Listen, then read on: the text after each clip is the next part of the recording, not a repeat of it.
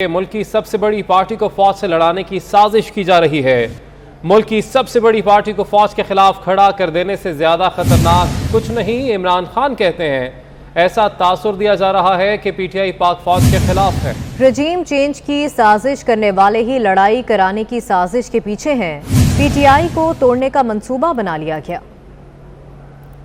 मुल्क की सबसे बड़ी पॉलिटिकल पार्टी को अपनी फौज के साथ लड़ा दिया जाए, तो आज ये बताया जा रहा है कि हम अपनी फौज के खिलाफ हैं, जो आज हमें कह रहे हैं कि हम जनाब गद्दार हैं। और ये अब मुहिब वतन वो पूरी कैंपेन की हुई है कि किसी तरह हमारी और फौज के बीच में हमारी लड़ाई शुरू हो जाए, कि इन्होंने अब पूरा प्लान बनाया हुआ है कि हमें पार्टी को तोड़ने का। सीनियर तज्जियाकार मुजीबुर रहमान शामी ने इमरान खान की तकरीर को मायूस कुन करार दे दिया।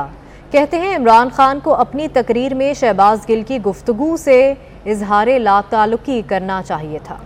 शहबाज गिल की हौसला शिकनी ना करने का मतलब है कि इमरान खान उनके बयानिए के पीछे खड़े हैं।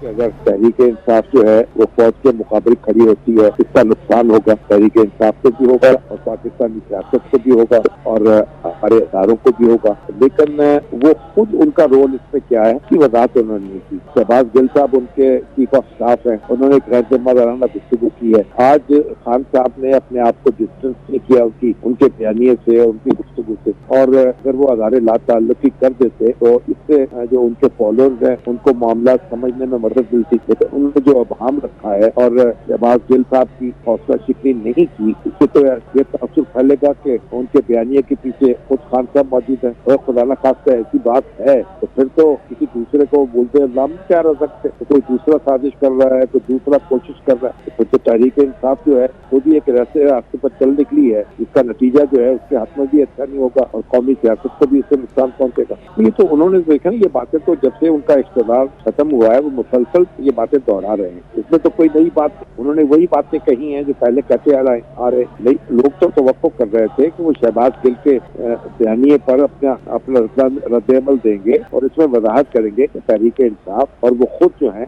इस हवाले से कहाँ खड़े हैं। इससे उन्होंने पहले तहरीक की है। इस लिहाज से तो उनकी आज की जो प्रेस कॉन्फ्रेंस, ये खिताब था उनका, उससे एक मायूसी हुई है उनके चाहने वालों को।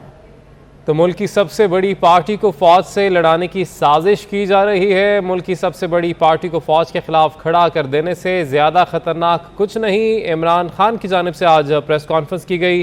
वो कहते हैं कि ऐसा तासुर दिया जा रहा है कि पीटीआई पाक फौज के खिलाफ है। रिजीम चेंज की साजिश करने वाले ही लड़ाई कराने की साजिश के पीछे हैं। पीटीआई को तोड़ने का मंसूबा बना लिया गया है। मुल्क की सबसे बड़ी पार्टी को फौज से लड़ाने की साजिश की जा रही है, ये दावा किया जा रहा है चेयरमैन तहरीक इंसाफ इमरान खान की जानिब से। इसी पर बात करेंगे। हमारे साथ मौजूद हैं सीनियर तज्जियाकार आसमा शिराजी साहिबा। मैम, बहुत शुक्रिया आपके वक्त का। इमरान खान साहब ने जो आज प्रेस कॉन्फ्रेंस की है उसमें उनकी जानिब से ये दावा किया गया है कि मुल्क की सबसे बड़ी पार्टी को फौज से लड़ाने की कोशिश की जा रही है। एक तो इस पर आपका मौक़िफ़ जानने की कोशिश करेंगे और दूसरा शहबाज गिल के बयान के हवाले से उन्होंने कोई वाज़ेह मौक़िफ़ नहीं दिया अपना। जी बिल्कुल, उनको एक बहुत वाज़ेह मौक़िफ़ देना चाहिए था। उन्होंने एक तरफ ये बात तो कही कि शहबाज गिल साहब जो है उनके खिलाफ कानून के मुताबिक अगर है कुछ तो किया जाए, लेकिन साथ ही साथ में उन्होंने शहबाज गिल साहब के बयान की सपोर्ट में जो मुख्तलिफ सियासी रहनुमाओं के स्टेटमेंट्स माजी से चलाए जो कि उसकी सपोर्ट में एक्चुअली नहीं थे। जो शहबाज गिल ने कहा वो बिल्कुल मुख्तलिफ था, जबकि इमरान खान साहब जो साबित करना चाह रहे थे और जितने सीनियर सियासतदानों के उन्होंने चलाए वो बिल्कुल मुख्तलिफ मौज़ूआत पे थे। तो मेरा ख्याल है कि उन्होंने बजाय ये कि उसको उससे वो डिस्टेंस पे करते या उसकी वजाहत करते, उसको खुद से अलग करते, उस बयान से अलग करते, उसको डिसोन करते, उन्होंने ऐसी कोई कोशिश नहीं की है। और इसका मतलब क्या ये लिया जाना चाहिए कि जो कुछ हुआ वो इमरान खान साहब की रजामंदी के साथ हुआ और फिर उसके बाद वो ये भी कह रहे हैं कि उनको इस्टेब्लिशमेंट के साथ या फौज के साथ लड़ाने की कोशिश की जा रही है। तो जो स्टेटमेंट्स वो दे रहे हैं, उनकी जमात दे रही है, जिस तरह के बयानात सामने आए, जिस तरह की ये जो लिखी हुई स्टेटमेंट कही जा रही है गवर्नमेंट की तरफ से, अगर आप उसके अल्फाज पे गौर करें तो बिल्कुल ही एक ऐसी स्टेटमेंट है कि जो दहला देने वाली है। यानी उसके अंदर बहुत सोचे समझे तरीके से जो फौज की क़यादत है उसके अहकामात से रूगर्दानी के हवाले से जो है वो बात की गई है।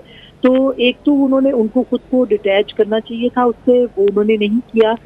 दूसरी जानिब पीटीआई के अंदर जो लोग हैं वो बहुत से वो स्टेटमेंट के साथ खड़े नहीं हुए। तीसरी जानिब परवेज इलाही साहब का जो स्टेटमेंट है वो भी बहुत दिलचस्प है, जिसमें कि उन्होंने कहा है कि साजिश ये इनको खुद को अलग करना चाहिए था। तो क्या हम ये समझ लें कि उनकी अपनी जमात के जो वजीर आला मुंतखब शुदा हैं पंजाब के, वो भी उस बयान के साथ खड़े नजर नहीं आते। तो ये एक बहुत ही कॉम्प्लेक्स सिचुएशन बन गई है और जाहिर है कि आगे जैसे कि राना सनाउल्लाह फरमा रहे हैं कि आगे जाके इस पर इन्वेस्टिगेशन होंगी कि ये कहाँ से आए बात और किसने किस तरह से ये बात की गई, ये प्लानिंग का हिस्सा थी नहीं थी और इसके असरात कहाँ तक थे।